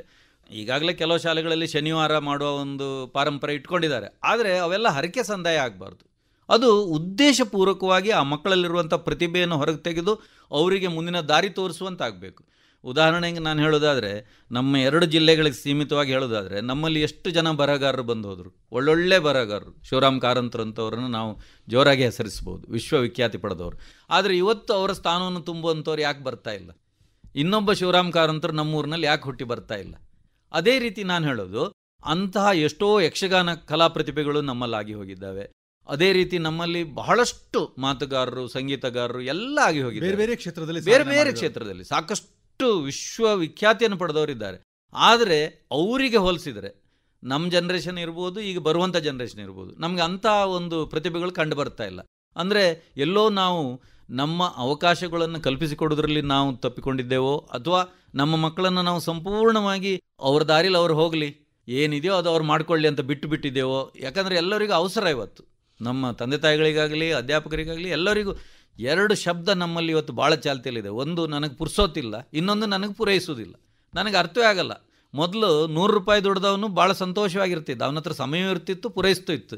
ಈಗ ಸಾವಿರಾರು ರೂಪಾಯಿ ದುಡ್ದು ನಮ್ಮಲ್ಲಿ ಎಲ್ಲ ವ್ಯವಸ್ಥೆ ಇದ್ದರೂ ನಮಗೆ ಪೂರೈಸೋದಿಲ್ಲ, ಪುರ್ಸೋತಿಲ್ಲ. ನಾವು ಏನು ಮಾಡ್ತಿದ್ದೀವಿ ನಮಗೆ ಗೊತ್ತಿಲ್ಲ. ನಮ್ಮ ಮಕ್ಕಳನ್ನು ನಾವು ಸೃಷ್ಟಿ ಮಾಡದೇ ಇದ್ದರೆ, ಅಂದರೆ ವಿದ್ಯಾಸಂಸ್ಥೆಗಳ ಮೂಲಕ ನಮ್ಮ ಊರನ್ನ ಎಲ್ಲರಿಗೆ ನಾವು ಆ ಮಕ್ಕಳನ್ನು ಸೃಷ್ಟಿ ಮಾಡದೆ ಹೋದರೆ, ಒಂದು ಮಾತಲ್ಲಿ ನಾನು ಭಾಳ ಸ್ಪಷ್ಟ, ನಾನು ನಮ್ಮ ಶಾಲೆಯಲ್ಲೂ ಹೇಳ್ತೇನೆ ಈ ಮಾತನ್ನು, ನಮ್ಮ ಹೆತ್ತವರಿಗೂ ಊರಿನಲ್ಲಿ ಎಲ್ರಿಗೂ ಹೇಳ್ತೀನಿ ನಾನು. ನೋಡಿ, ನಾವು ಇಷ್ಟೆಲ್ಲ ಮಾಡಿದ್ದೀವಿ. ನಮ್ಮ ಊರಿನಲ್ಲಿ ಇವತ್ತು ದೊಡ್ಡ ಶಾಲೆ ಇದೆ, ದೇವಸ್ಥಾನ ಇದೆ, ಸೊಸೈಟಿ ಇದೆ, ಹಾಲಿನ ಡೈರಿ ಇದೆ, ಬೇಕಾದಷ್ಟಿದೆ. ಇದನ್ನೆಲ್ಲ ಮುಂದೆ ನೋಡ್ಕೊಳ್ಳೋರು ಯಾರು? ಇದ್ರ ವಾರಿಸ್ದಾರರು ಯಾರು? ನಾವೇನು ಇಲ್ಲೇ ಇರುವವರಾ? ನಾವು ಬಿಟ್ಟು ಹೋದ ನಂತರ ಇದೇ ಮಕ್ಕಳು, ನಮ್ಮ ಮುಂದಿರುವಂಥ ಇದೇ ಮಕ್ಕಳೇ, ಇವರೇ ನಮ್ಮ ಭವಿಷ್ಯ. ಇವ್ರನ್ನೇ ನಾವು ಆ ಜವಾಬ್ದಾರಿಗೆ ಬರುವಂಥ ಶಕ್ತಿ ತುಂಬದೇ ಹೋದರೆ ನಾಳೆ ಇದನ್ನೆಲ್ಲ ಉಳಿಸೋದು ಯಾರು? ಇದು ಯಾರಿಗೋಸ್ಕರ ಮಾಡ್ತಾ ಇದ್ದೀವಿ ನಾವು? ಸೊ ನನಗನ್ಸೋದು, ಈ ಒಂದು ಜವಾಬ್ದಾರಿಯನ್ನು ನಾವು ಮೊದಲು ತುಂಬಬೇಕು. ಅಂದರೆ ಹೆತ್ತವ್ರು ಇರ್ಬೋದು, ಟೀಚರ್ಸ್ ಇರ್ಬೋದು, ಊರಿನ ಹಿರಿಯರು ಇರ್ಬೋದು, ಊರಿನ ವಿದ್ಯಾವಂತರು ಇರ್ಬೋದು. ಈಗ ಊರಿನ ಒಬ್ಬ ವಿದ್ಯಾವಂತ ಶ್ರೀಮಂತನಾದ ತಕ್ಷಣ ನನ್ನ ಕೆಲಸ ಆಯಿತು ಅಂತ ತನ್ನಷ್ಟಕ್ಕೆ ಅವನು ಸೀಮಿತ ಆಗಬಾರ್ದು. ಒಂದು ಸ್ವಲ್ಪ ಆದರೂ ಊರಿನ ಬಗ್ಗೆ ಗಮನ ಹರಿಸ್ಬೇಕು. ಊರಿನಲ್ಲಿ ರಾಜಕೀಯ ಇರುತ್ತೆ, ಆದರೆ ವಿದ್ಯೆಗೆ ಬಂದಾಗ, ಶಾಲೆಗೆ ಬಂದಾಗ ಯಾವುದೇ ರಾಜಕೀಯ ಬೇಡ. ಆ ರಾಜಕೀಯವನ್ನು ಹೊರಗಿಟ್ಟು ನಾವು ಕೆಲಸ ಮಾಡೋಕ್ಕೆ ಸಾಧ್ಯ ಇದೆ. ಅಥವಾ ಊರಿನಲ್ಲಿ ಇರುವಂಥ ಒಬ್ಬ ಒಳ್ಳೆಯ ಅಧ್ಯಾಪಕನನ್ನೇ ಗುರುತಿಸಿ ಅವನನ್ನೇ ಹುರಿದುಂಬಿಸಿದ್ರೆ ಸಾಕು. ನೋಡಪ್ಪ, ಶಾಲೆ ಚೆನ್ನಾಗಿ ನಡೆಸಿ ನೀವು, ನಾನು ಓದಿದ ಶಾಲೆ, ನಾನು ಎಷ್ಟು ಬೇಕಾದರೂ ಸಹಾಯ ಮಾಡ್ತೇನೆ, ಹಿನ್ನೆಲೆಯಲ್ಲಿ ನಾನಿದ್ದೇನೆ ಅನ್ನುವಂಥ ಎಲ್ಲ ಭರವಸೆಗಳು ಬಂದರೆ, ಊರಿನ ಜನತೆ ಕೈಗೂಡಿಸಿದರೆ ಭವಿಷ್ಯವನ್ನು ನಾವು ಸೃಷ್ಟಿ ಮಾಡ್ಬೋದು ಅಂತ ನನಗೆ ಅನಿಸುತ್ತೆ. ನಾವು ಮಕ್ಕಳಿಗೆ ಗುರಿ ಅವಕಾಶ ಸಿಗ್ತದೆ, ಇನ್ನೇನು ಸಿಗಬೇಕಂತ ಹೇಳೋದ್ರೊಳಗೆ ಆ ಬೀಜ ಕಮರಿ ಹೋದರೆ ಹೇಗೆ? ನಾನು ಈ ಮಾತನ್ನು ಯಾಕೆ ಹೇಳ್ತಿದ್ದೀನಿ ಅಂತ ಹೇಳಿದರೆ, ಸರಿ ಇಷ್ಟು ದಿನ ಹೀಗಾಯಿತು, ಇನ್ನೇನು ಇವೆಲ್ಲವನ್ನು ನಾವು ಕಲ್ಪಿಸಿ ಕೊಡಬಹುದು ಅನ್ನೋ ಹೊತ್ತಿಗೆ ವಿದ್ಯಾರ್ಥಿಗಳಲ್ಲಿ ಅಟೆನ್ಷನ್ ಡೆಫಿಸಿಟ್ ಅಥವಾ ಫೋಕಸ್ ಇಲ್ಲದೆ ಇರುವಂತಹದ್ದು, ಅವರಿಗೆ ಯಾವುದ್ರ ಬಗ್ಗೆಯೂ ಗೊಡವಿಲ್ಲದಿರುವಂತಹ ಒಂದು ಸನ್ನಿವೇಶ ಒದಗಿ ಬಂದಿದೆ. ಕೋವಿಡ್-19 ಲಾಕ್ಡೌನ್ ಆದ ನಂತರ ಅಂತೂ ಪರಾಕಾಷ್ಠೆಗೆ ಹೋಗಿದೆ. ಮಕ್ಕಳಿಗೆ ಜೀವನದಲ್ಲಿ ಭರವಸೆ ಹೋಗಿರುವುದು, ಮಕ್ಕಳಿಗೆ ಶಿಕ್ಷಣ ವ್ಯವಸ್ಥೆಯಲ್ಲಿ ಭರವಸೆ ಹೋಗಿರುವುದು, ಮತ್ತು ಯಾವುದರಲ್ಲಿಯೂ ಮನಸ್ಸನ್ನು ಕೂರಿಸಲಿಕ್ಕೆ ಆಗದ ರೀತಿಯಲ್ಲಿ ಕೈಯಲ್ಲಿ ಮೊಬೈಲ್ ಬಂದ್ಬಿಟ್ಟಿದೆ. ಅಂದರೆ ಅವರು ತಮ್ಮ ಫೋಕಸ್ ಕಳ್ಕೊಂಡಿದ್ದಾರೆ. ಯಾವ ವಿಚಾರದ ಮೇಲೂ ತಮ್ಮ ಅಟೆನ್ಷನನ್ನು, ತಮ್ಮ ಗ್ರಹಿಕೆಯನ್ನು ಇಡಲಿಕ್ಕೆ ಸಾಧ್ಯ ಆಗದ ರೀತಿಯಲ್ಲಿ ತಮ್ಮ ಅಟೆನ್ಷನ್ ಕಳ್ಕೊಂಡಿದ್ದಾರೆ. ಇದನ್ನು ಸರಿ ಮಾಡೋದು ಹೇಗೆ? ಇದೇನು ಸಣ್ಣ ಅಪಾಯ ಅಲ್ಲ ನಮ್ಮ ಮುಂದಿನ ಜನಾಂಗದ ಮೇಲೆ. ಬಹಳ ಒಳ್ಳೆ ವಿಚಾರ ಹೇಳಿದ್ದೀರಿ ನೀವು. ಫೋಕಸ್ ಕಳ್ಕೊಂಡಿದ್ದಾರೆ. ಅದು ಜೀವನದ ಮೇಲೆ ಇರ್ಬೋದು, ಶಿಕ್ಷಣದ ಮೇಲೆ ಇರ್ಬೋದು, ಉದ್ಯೋಗದ ಮೇಲೆ ಇರ್ಬೋದು. ಏನು ಮಾಡಿ ಏನು ಪ್ರಯೋಜನ ಇಲ್ಲ ಅಂತ ಮಾತಿಗೆ ಹೇಳುವಂತಹ ಒಂದು ಪರಿಸ್ಥಿತಿಗೆ ಬಂದ್ಬಿಟ್ಟಿದ್ದಾರೆ. ಇದನ್ನು ಸರಿ ಮಾಡೋದು ಹೇಗೆ ಸರ್? ನೋಡಿ, ನೀವು ಹೇಳಿದ 2 ವಿಚಾರಗಳನ್ನು ನಾನು ಭಾಳ ನನಗೆ ತಿಳಿದ ಹಾಗೆ ಹೇಳಲಿಕ್ಕೆ ಪ್ರಯತ್ನ ಪಡ್ತೀನಿ. ಮೊದಲನೇದಾಗಿ ಕೊರೋನಾ ಬಂದಾಗ ಏನಾಯ್ತು ಅಂತ ಹೇಳಿದರೆ, ಗ್ರಾಮೀಣ ಪ್ರದೇಶದ ಮಕ್ಕಳಿಗೆ ಕಡ್ಡಾಯವಾಗಿ ಆನ್ಲೈನ್ ಪಾಠ ಅದು ಇದು ಅಂತ ಹೇಳಿದರೂ ಕೂಡ ಅವರಿಗೆ ಅದನ್ನು ಮಾಡ್ಕೊಳ್ಳಿಕ್ಕಾಗಲಿಲ್ಲ. ಒಂದು ನೆಟ್ವರ್ಕ್ ಪ್ರಾಬ್ಲಮ್ ಇತ್ತು, ಇನ್ನು ಎಷ್ಟೋ ಮನೆಗಳಲ್ಲಿ ಅಂಥ ಫೋನ್ಗಳು ಇರಲಿಲ್ಲ. ಹೆಚ್ಚಿನ ತಾಯಂದರು ಅಥವಾ ಕೆಲಸ ಮಾಡುವಂಥ ತಂದೆಯಂದರು ಕಷ್ಟಪಟ್ಟು ಒಂದೊಂದು ಫೋನನ್ನು ಕೊಂಡುಕೊಂಡ್ರು. ಅದು ಬಂತು. ಆದರೆ ಇವತ್ತು ನಾನು ಕೊರೋನಾದ ನಂತರದ ಪರಿಸ್ಥಿತಿಯಲ್ಲಿ ನೋಡೋದು, 1ನೇ ಕ್ಲಾಸಿಗೆ ಬಂದ ಒಂದು ಮಗುವಿಗೂ 3 ಅಥವಾ 4ನೇ ಕ್ಲಾಸಲ್ಲಿರುವ ಮಗುವಿಗೂ ಏನೂ ವ್ಯತ್ಯಾಸ ಇಲ್ಲ. ಯಾಕಂದರೆ ಅದು 2 ವರ್ಷ ಸಂಪೂರ್ಣವಾಗಿ ಏನೂ ವಿದ್ಯೆಯನ್ನು ಕಲ್ತಿಲ್ಲ. ನಾವು 4ನೇ ಕ್ಲಾಸಲ್ಲಿ ವಯಸ್ಸಿಗೆ ಸರಿಯಾಗಿ 4ಕ್ಕೂ 3ಕ್ಕೂ ಕಳಿಸಿದ್ದೇವೆ ಬಿಟ್ಟರೆ, ಆ 1ನೇ ಕ್ಲಾಸಿನ ಮಗುವಿಗೆ ಗೊತ್ತಿದ್ದಷ್ಟು ಅದಕ್ಕೆ ಗೊತ್ತಿರೋದು, ಬರೆಯೋದು ಓದೋದು ಏನೇ ಆಗಲಿ. ಯಾಕಂದರೆ 2 ವರ್ಷದ ವಿದ್ಯಾಭ್ಯಾಸ ಅದಕ್ಕೆ ನಿಂತು ಹೋಗಿದೆ. ಇನ್ನು ಮೊಬೈಲ್ ಫೋನ್ನಿಂದ ಆದಂಥ ಒಂದು ಅಪಾಯ ಅಂತ ಹೇಳಿದರೆ, ಮನೆಯವರು ಆವಾಗ ಒತ್ತಾಯಕ್ಕೆ ಮತ್ತು ಕಡ್ಡಾಯಕ್ಕೆ ಕೊಟ್ಟರು ಫೋನು. ಈಗ ಏನಾಗಿದೆ ಅಂತ ಹೇಳಿದರೆ, ಎಷ್ಟೋ ಸಲ ತಾಯಿ ತಂದೆಯಂದರು ಆ ಕಡೆ ಈ ಕಡೆ ಹೋದಾಗ ಅಥವಾ ರಾತ್ರಿ ಕೆಲಸದಿಂದ ಬಂದು ಅವರು ಸುಸ್ತಾಗಿ ಮಲಗಿದಾಗ ಕದ್ದು 7, 8, 9, 10 ಮಕ್ಕಳು ಇವತ್ತು ಮೊಬೈಲನ್ನು ದುರುಪಯೋಗಪಡಿಸುವಂಥ ಪರಿಸ್ಥಿತಿ ಕೂಡ ಬಂದಿದೆ. ಅದರ ಸದುಪಯೋಗ ದೂರ ಇರಲಿ. ಈ 2 ಅಪಾಯಗಳಾಗಿದೆ. ಅಂದರೆ ಸಾಧಾರಣ ನಾವು ಒಂದು ಜನ್ರೇಷನ್ನ 2 ವರ್ಷವನ್ನು ಸ್ವಲ್ಪ ಅಲುಗಾಡಿಸಿಬಿಟ್ಟು ಹಾಗಾಗಿದೆ. ಅಂದರೆ ಅವರು ಹಿಂದೋಗಿದ್ದಾರೆ. ಇದಕ್ಕೆಲ್ಲ ದಾರಿ ಏನಪ್ಪ ಅಂತ ಹೇಳಿದರೆ, ನನಗನ್ಸೋದು ನಮ್ಮ ಹಿಂದಿನ ಪದ್ಧತಿ ಏನು ಪರಂಪರಾಗತವಾಗಿ ನಾವೇನು ಪಾಠ ಮಾಡ್ಕೊಂಡು ಬಂದಿದ್ದೇವೆ, ಸಿಲೆಬಸ್ ಕಂಪ್ಲೀಟ್ ಮಾಡೋದು, ಪಾಠ ಮಾಡೋದು, ಅದನ್ನು ಬಿಟ್ಟು ಈ ಒಂದು ಗ್ಯಾಪ್ ಏನಾಗಿದೆಯಲ್ಲ, 2 ವರ್ಷ ಕಳ್ಕೊಂಡಿದ್ದೀವಲ್ಲ, ಅದನ್ನು ತುಂಬುವಂತಹ ಒಂದು 3 ತಿಂಗಳನ್ನ ಒಂದು ಬ್ರಿಡ್ಜ್ ಕೋರ್ಸ್ ಥರ. ಅಂದರೆ ಎಲ್ಲ ಅಧ್ಯಾಪಕರು ಎಲ್ಲ ಮಕ್ಕಳಿಗೂ 1, 2, 3, 4 ಮಕ್ಕಳನ್ನು ಒಟ್ಟು ಕೂಡಿಸ್ಕೊಂಡು ಹೇಳಿದರೂ ಪರವಾಗಿಲ್ಲ. ಒಂದು ರೀತಿಯಲ್ಲಿ ಅವ್ರನ್ನ ಅವರಿಗೆ ಆ ಏನು ಗ್ಯಾಪ್ ಆಗಿದೆಯಲ್ಲ, ಅವ್ರಿಗೆ ಏನು ಸಿಕ್ಕಲಿಲ್ವಲ್ಲ 2 ವರ್ಷದ್ದು, ಅದನ್ನೆಲ್ಲ ತುಂಬಿಸ್ಬೇಕಾಗಿದೆ. ಇಲ್ಲದೆ ಹೋದರೆ ಖಂಡಿತವಾಗಿ ಆ ಮಕ್ಕಳು ತುಂಬ ಲಾಸ್ ಮಾಡ್ಕೊಳ್ತಾರೆ. ಅದನ್ನು ನಾನೀಗ ನೋಡ್ತಾ ಇದ್ದೀನಿ. ನಮ್ಮ ಶಾಲೆಯಲ್ಲಿ ನಾವು ಇದನ್ನು ಈಗ ಪ್ರಾಕ್ಟಿಕಲ್ ಆಗಿ ಆ ಮಕ್ಕಳಿಗೆ ನಾವು 1 ರಿಂದ 4 ಮಕ್ಕಳನ್ನು ಒಟ್ಟು ಕೂಡಿಸ್ಕೊಂಡು ಎಷ್ಟೋ ಸಲ ನಾವು ಪಾಠ ಮಾಡ್ತೀವಿ. ದಿವಸಕ್ಕೊಂದು 2-3 ಕ್ಲಾಸನ್ನು 1 ರಿಂದ 4 ಬೇಸಿಕ್ಸ್ ಏನಿದೆ, ಅದು ಅಂಕೆ ಸಂಖ್ಯೆಗಳಿರ್ಬೋದು, ಅಕ್ಷರಗಳಿರ್ಬೋದು, ಇಂಗ್ಲೀಷ್ ಬೇಸಿಕ್ಸ್ ಇರ್ಬೋದು, ಎಲ್ಲವನ್ನು ನಾವು ಒಟ್ಟಿಗೆ ಕೂಡಿಸಿ ಕಲಿಸ್ತೇವೆ ಅವರಿಗೆ. ಆವಾಗ ಒಂದು ರೀತಿಯಲ್ಲಿ ಅದು ಚಂದವೂ ಆಗ್ತದೆ, ಮತ್ತು ಅವರೆಲ್ಲ ಸೇರಿ ಚೆನ್ನಾಗಿಯೂ ಕಲಿತಾರೆ. ಒಂದು 3-4 ತಿಂಗಳಾದ ನಂತರ ನಾವು ಅವ್ರನ್ನ 4 ಬೇರೆ, 3 ಬೇರೆ, 2 ಬೇರೆ ಮಾಡ್ತೀವಿ. ಇದು ಒಂದು. ಇನ್ನೊಂದು, ಮೊಬೈಲಿಗೆ ನಾವೀಗ ಏನು ಹೇಳಿದ್ದೀವಿ ಅಂತ ಹೇಳಿದರೆ ತಂದೆ ತಾಯಿಗಳಿಗೆ, ಇನ್ನು ನಾವು ಯಾವುದೇ ಆನ್ಲೈನ್ ಪಾಠ ಮಾಡೋದಿಲ್ಲ. ಆನ್ಲೈನ್ ಪಾಠವೇ ಇಲ್ಲ ಮಕ್ಕಳಿಗೆ. ಆದ್ದರಿಂದ ನೀವು ಮೊಬೈಲ್ ಈಗ ಕೊಡೋದು ಬೇಡ, ಸಣ್ಣ ಮಕ್ಕಳಿಗಂತೂ ಕೊಡಲೇಬೇಡಿ ಅಂತ ಕಡ್ಡಾಯವಾಗಿ ಹೇಳಿದ್ದೇವೆ. ಯಾಕಂತ ಹೇಳಿದರೆ ಅದನ್ನೀಗ ಅಭ್ಯಾಸನ ನಿಲ್ಲಿಸೋದೇ ಒಂದು ದೊಡ್ಡ ಚಾಲೆಂಜ್ ಆಗಿದೆ. ಹೆತ್ತವರಿಗೂ ಆಗಿದೆ, ನಮಗೂ ಆಗಿದೆ. ಯಾಕಂದರೆ ಮಕ್ಕಳು ಅದರಲ್ಲಿ ಒಂದು ಸಲ ಆಟ ಏನಾದರೂ ಕಲ್ತ್ಕೊಂಡು ಅಂತಾರೆ, ಮತ್ತು ಅದು ಬಿಡೋದೇ ಇಲ್ಲ, ಅದನ್ನೇ ಆಟ ಆಡ್ಕೊಂಡೇ ಇರ್ತವೆ. ಅಂಥ ಒಂದು ದುರಭ್ಯಾಸ ಅಥವಾ ಒಂದು ದುಶ್ಚಟ ಅಂತಲೇ ಹೇಳ್ಬೋದು. ಅದರಿಂದ ದೂರ ಮಾಡೋದು ಭಾಳ ಅಗತ್ಯ ಇದೆ. ಇನ್ನು ಉದ್ಯೋಗದ ಬಗ್ಗೆ ಒಂದು ಮಾತು ಹೇಳ್ತೀನಿ ನಾನು ಮಕ್ಕಳಿಗೆ. ನೋಡಿ, ನಾವೀಗ ಉದ್ಯೋಗ ಅಂದಾಗ ಸಾಮಾನ್ಯವಾಗಿ ನಾವೇಂತೀವಿ, ನಿನ್ನ ಮುಂದೆ ಏನಾಗಬೇಕು ಅಂತ ಕೇಳಿದ್ರೆ ಡಾಕ್ಟರ್ ಆಗಬೇಕು, ಇಂಜಿನಿಯರ್ ಆಗಬೇಕು, ಡಾಕ್ಟರ್ ಆಗಬೇಕು, ಇಂಜಿನಿಯರ್ ಆಗಬೇಕು, ಇನ್ನೇನು ಉದ್ಯೋಗವೇ ಇಲ್ಲವೇ, ಇನ್ನೇನು ಅವಕಾಶವೇ ಇಲ್ಲವೇ ಅನ್ನೋ ರೀತಿಯಲ್ಲಿ ನಮ್ಮ ಕೃಷಿಯನ್ನು ಸಂಪೂರ್ಣ ನಾವು ನಾಶ ಮಾಡ್ಕೊಳ್ತಾ ಇದ್ದೇವೆ. ಕೃಷಿ ಬಗ್ಗೆ ನಾವು ಗಮನ ಕೊಡ್ತಾ ಇಲ್ಲ. ಉಳಿದಂಥ ಇನ್ನೂ ಎಷ್ಟೋ ವಿದ್ಯೆಗಳಿದ್ದಾವೆ ಸಾಕಷ್ಟು. ಉದಾಹರಣೆಗೆ ಇವತ್ತು ನಮ್ಮಲ್ಲಿರುವಂಥ ಒಂದು ದೊಡ್ಡ ಸಮಸ್ಯೆ ಅಂದರೆ ವಯಸ್ಸಾದವ್ರನ್ನ ನೋಡಿಕೊಳ್ಳುವಂಥ ಒಂದು ವರ್ಗವೇ ಇಲ್ಲ. ಹಿರಿಯರು ಮನೆಯಲ್ಲಿದ್ದಾರೆ ಅಂತ ಹೇಳಿದರೆ ಅವರನ್ನು ಹೊರೆ ಅಂತ ತಿಳಿಯುವಂತಾಗಿದೆ. ಹೋಗಲಿ, ನಮ್ಮ ಮನೆಯಲ್ಲಿರೋರು ಕೆಲಸಕ್ಕೆ ಹೋಗ್ತಾರೆ, ಮಗ ಸೊಸೆ ಅಥವಾ ಮಗಳು ಅಳಿಯನಿಗೆ ಪುರ್ಸೋತಿಲ್ಲ, ತಂದೆ ತಾಯಿನ ನೋಡೋರು ಯಾರು? ಅದೊಂದು ದೊಡ್ಡ ಉದ್ಯೋಗಾವಕಾಶ ಇದೆ. ಅಂದರೆ ಹಿರಿಯರನ್ನು ನೋಡಿಕೊಳ್ಳುವಂಥ ಒಂದು ಅಸಿಸ್ಟೆಂಟ್ ಮಾಡುವಂಥದ್ದು ಅವರಿಗೆ, ಅಂಥ ಅದು ಒಂದು ಇವತ್ತು ದೊಡ್ಡ ಉದ್ಯೋಗ. ಅದು ನಾವು SLC PUC ಆದ ಮಕ್ಕಳಿಗೆ ಒಂದು ತರಬೇತಿ ಕೊಟ್ಟರೆ ಎಷ್ಟೋ ಜನರಿಗೆ ಅಂಥ ಅವಕಾಶಗಳು ಇದೆ. ಅದೊಂದು ಒಳ್ಳೆಯ ಕೆಲಸ. ಸೇವೆಯೂ ಹೌದು, ಜೊತೆಯಲ್ಲಿ ಸರ್ವಿಸ್ ಮಾಡಿ ಸ್ವಲ್ಪ ಸಂಬಳವನ್ನು ಪಡ್ಕೊಳ್ಬೋದು. ಮನೆ ಹತ್ತಿರದಲ್ಲೇ ಮಾಡುವಂಥ ಕೆಲಸ ಇದೊಂದು ಕೆಲಸ. ಇನ್ನೊಂದು ಉದ್ಯೋಗ ಅಂತ ಹೇಳಿದರೆ, ನಮ್ಮ ನಶಿಸಿ ಹೋಗುತ್ತಿರುವಂಥ ಕೃಷಿಯನ್ನು ಹೊಸ ಮಾದರಿಯಲ್ಲಿ, ಅಂದರೆ ನಾನು ಹೇಳೋದು, ಈಗ ಎಲ್ಲರೂ ಹೇಳ್ತಾರೆ ಕೃಷಿ ಅಂದರೆ ನಷ್ಟವೇ, ಲಾಭ ಆಗೋದೇ ಇಲ್ಲ ಅಂಥೇಳಿ. ನಾನು ಹೇಳೋದು, ಮನೆ ಮುಂದೆ ಒಂದು ತೆಂಗಿನ ಮರ, ಒಂದು ಬಾಳೆ ಗಿಡ ಅಂತ ಹಿಂದೆ ಒಂದು ಗಾದೆ ಮಾತಿದ್ದ ಹಾಗೆ, ಎಲ್ಲರ ಮನೆ, ಅದು ಎಂಥ ಮನೆ ಆದರೂ ಒಂದು ತೆಂಗಿನ ಮರ, ಒಂದು ಬಾಳೆ, ಇವತ್ತು ಅದೂ ಇಲ್ಲ ಆಗಿದೆ. ಒಂದು ಹಸು ಸಾಕುವ ಪದ್ಧತಿಯೂ ಇಲ್ಲ, ಒಂದು ಮರ ಇಲ್ಲ, ಒಂದು ಗಿಡ ಇಲ್ಲ. ಇದನ್ನೆಲ್ಲ ನಾವು ನಮ್ಮ ಮುಂದಿನ ಮಕ್ಕಳಿಗೆ ಹೇಳಿಕೊಡದೆ ಹೋದರೆ ನಾವು ಏನನ್ನು ಕಳ್ಕೊಳ್ತಾ ಇದ್ದೇವೆ ಅಂತ ನೀವು ಸ್ವಲ್ಪ ಯೋಚನೆ ಮಾಡಿ ನೋಡಿ. ಎಲ್ಲವೂ ಪೇಟೆಯಿಂದ ತರುವಂತಾಗಿ ನಮ್ಮ ಕೈಯಲ್ಲಿ ಬರೀ ಹಣ ಮಾತ್ರ ಸಂಪಾದನೆ ಮಾಡುವಂಥದ್ದಾದರೆ, ನಾವು ಹಣ ಸಂಪಾದಿಸುವ ಯಂತ್ರಗಳಾಗಿ ಎಲ್ಲ ಬೇರೆಯವರ ಮೇಲೆ, ಬೇರೆಯವರ ಜೊತೆಯಲ್ಲಿ ನಿರ್ಭರವಾಗುವಂಥ ಕಾಲ ಬರ್ತಾ ಇದೆ. ಜೊತೆಗೆ ನಾವು ಸ್ವಾವಲಂಬಿಗಳಾಗಬೇಕಂತ ಹೇಳಿದರೆ ಸ್ವಚ್ಛತೆಯನ್ನು ಕಾಪಾಡಿಕೊಂಡು ಗಿಡ ಮರಗಳನ್ನು ಬೆಳೆಸುವುದು, ನೀರನ್ನು ಉಳಿಸೋದು, ನಮ್ಮ ಗಾಳಿಯನ್ನು ಶುದ್ಧವಾಗಿಟ್ಕೊಳ್ಳೋದು. ನಾವಿವತ್ತು ಹೇಳ್ತೇವೆ ಪ್ಲಾಸ್ಟಿಕ್ ಬಳಸಬೇಡಿ, ಸುಮ್ಮನೆ ವಾಟ್ಸಪ್ಪಲ್ಲೆಲ್ಲ ಕಳಿಸ್ತೇವೆ, ಮರ ಉಳಿಸಿ, ಕಾಡು ಉಳಿಸಿ, ಉಸಿರು ಉಳಿಸಿ, ನೀರು ಉಳಿಸಿ ಅಂಥೇಳಿ. ಪ್ರಾಕ್ಟಿಕಲ್ಲಾಗಿ ನಾವು ಏನು ಮಾಡ್ತಾ ಇದ್ದೇವೆ? ಊರಿನ ಪಂಚಾಯತ್ ಇರ್ಬೋದು, ಊರಿನ ಹಿರಿಯರು ಇರ್ಬೋದು, ಊರಿನ ಇತರ ಸಂಘ ಸಂಸ್ಥೆಗಳಿರ್ಬೋದು, ಅವರೆಲ್ಲ ಸೇರಿ ಈ ಶಾಲೆ ಮಕ್ಕಳನ್ನು ಇನ್ವಾಲ್ವ್ ಮಾಡ್ಕೊಂಡು ಆ ಕೆಲಸ ಮಾಡಬೇಕು. ಯಾಕಂದ್ರೆ ನಾನು ಈಗಾಗಲೇ ಹೇಳಿದಾಗೆ ಇವರೇ ನಾಳೆ ನಮ್ಮ ಭವಿಷ್ಯ. ಈ ಇಡೀ ಊರು ಅವ್ರಿಗೆ ಸೇರಿದ್ದು. ಆ ಊರು ಹೇಗಿರಬೇಕು ಅಂತ ಅವ್ರ ಕಲ್ಪನೆಯನ್ನು ತಗೊಂಡು ಅವ್ರಿಗೆ ಏನು ಮಾಡಿಕೊಟ್ಟು ಹೋಗ್ತೇವೆ ಅಂಥೇಳಿ. ಎಲ್ಲೆಲ್ಲಿ ಸಾಧ್ಯ ಇದೆ ಅಲ್ಲೆಲ್ಲಿ ಗಿಡ ಮರಗಳನ್ನು ಬೆಳೆಸಿ ಅದನ್ನು ಉಳಿಸುವ ಪ್ರಯತ್ನ, ಇದು ಪಾಠಕ್ಕಿಂತ ಮುಖ್ಯ ಆಗುತ್ತೆ. ಜೊತೆಗೆ ಅವರಿಗೂ ಮುಂದಿನ ದಿನದಲ್ಲಿ ಒಂದು ಉದ್ಯೋಗವೂ ಆಗ್ಬೋದು, ಎಷ್ಟೋ ಜನಕ್ಕೆ ಪರಿಸರದ ಒಂದು ಉದ್ಯೋಗ ಆಗ್ಬೋದು. ಜೊತೆಯಲ್ಲಿ ನೀವು ಈಗಾಗಲೇ ನಿಮ್ಮ ಕೆಲವು ಕಾರ್ಯಕ್ರಮಗಳಲ್ಲಿ ನೀವು ಇದನ್ನು ನೋಡಿದ್ದೀರಿ, ಮಾಡಿದ್ದೀರಿ. ನಮ್ಮ ಕಸುಬುಗಳೆಲ್ಲ ಕಳ್ಕೊಳ್ತಾ ಇದ್ದೇವೆ, ಅದು ಉದ್ಯೋಗವೇ ಅಲ್ಲ ಅನ್ನೋ ಮಟ್ಟಕ್ಕೆ ಬಂದಿದ್ದೇವೆ ನಾವು. ಮಾಡರ್ನ್ ಟೆಕ್ನಾಲಜಿಯನ್ನು ಉಪಯೋಗಿಸ್ಕೊಂಡು ಕೆಲವು ಕಸುಬುಗಳನ್ನು ನಾವು ಅಭಿವೃದ್ಧಿಪಡಿಸಿ ಅದನ್ನು ಉಪಯೋಗಿಸ್ಕೊಳ್ಬೋದು. ಈಗ ಹೆಡೆಗೆ ಬುಟ್ಟಿ ಮಾಡೋದಿರ್ಬೋದು, ಅಥವಾ ಏನೋ ಇರ್ಬೋದು, ಅಂತ ತುಂಬ ಕಸುಬುಗಳಿದೆ. ಬಿದಿರಿನಿಂದ, ಬಳ್ಳಿಯಿಂದ, ಹೂವಿನಿಂದ, ಗಿಡದಿಂದ, ಮರದಿಂದ ಎಷ್ಟೋ ಕೆಲಸಗಳಾಗ್ತವೆ. ಅವೆಲ್ಲ ಇವತ್ತು ನಶಿಸಿಯೇ ಹೋಗಿದೆ. ಆಮೇಲೆ ಅದ್ರ ಕಡೆ ಯಾರು ತಿರುಗಿಯೇ ನೋಡೋದಿಲ್ಲ. ಏನಪ್ಪ ಅಂತಂದ್ರೆ ನಮಗೆಲ್ಲರಿಗೂ ವೈಟ್ ಕಾಲರ್ ಜಾಬ್ ಬೇಕು, ಇಲ್ಲ ಅಂದ್ರೆ ಕೊನೆ ಪಕ್ಷ ಬ್ಲೂ ಕಾಲರ್ ಜಾಬ್ ಬೇಕು. ನಾವು ಮಣ್ಣಿನ ಕೆಲಸಕ್ಕೆ, ಶ್ರಮ ಪಡುವ ಕೆಲಸಕ್ಕೆ. ಬಟ್ ನಾನು ಹೇಳೋದು, ನನ್ನ ಒಂದು ಅನುಭವದಿಂದ ಹೇಳೋದು, ನೀವು ಎಷ್ಟೇ ವಿದ್ಯಾವಂತರಾಗಿ ನೆಲ ಬಿಟ್ಟು ನಿಮ್ಮ ಜೀವನ ಇಲ್ಲ.